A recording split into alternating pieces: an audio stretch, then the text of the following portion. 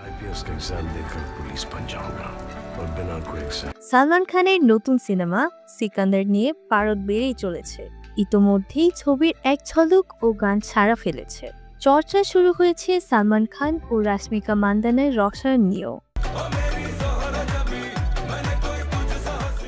আরও একটি গান মুক্তি পেয়েছে ছবিটির বাম বাম ভোলে। এই গানের দৃশ্যে একবারে নতুন রূপে দেখা গেছে রাশমিকাকে। সাদা সালোয়ার কামিজের সঙ্গে সাদা ওড়না, কপালে ছোট্ট টিপ, খোলা চুল, এভাবেই দোলের রং খেলার দৃশ্যে দেখা গেছে অভিনেত্রীকে। অন্যদিকে সালমানের পরনে লাল রঙের শার্ট ও ডেনিম প্যান্ট। এই দৃশ্য দেখে নাকি অনেকের মনে পড়ে গেছে ঐশ্বরিয়া রায়ের কথা, কারণ শাহরুখ খানের মহাব্বতেন ছবিতে শাহরুখের মৃত প্রেমিকার চরিত্রে অভিনয় করেছিলেন ঐশ্বরিয়া। সিকান্দার সিনেমায় রাশমিকার চরিত্র তেমন গুরুত্বপূর্ণ না, সালমানের চরিত্রকে কেন্দ্র করে পুরো সিনেমাটি।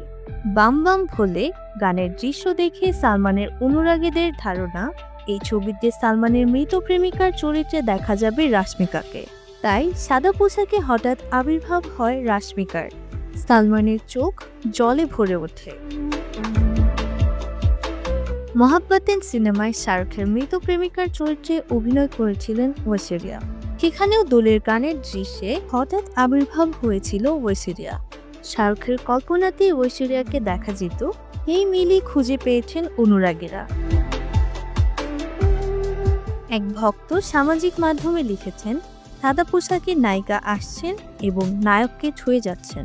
অবশ্যই মৃত প্রেমিকার চরিত্রেই অভিনয় করেছেন রাশমিকা, ঠিক ঐশ্বরিয়া যেমন মহাব্বতেন ছবিতে ছিলেন। ছবির প্রচার শুরু করেছেন সালমান ও রাশমিকা। আগামী ঈদে বহু প্রতীক্ষিত এই ছবি মুক্তি পাবার কথা রয়েছে।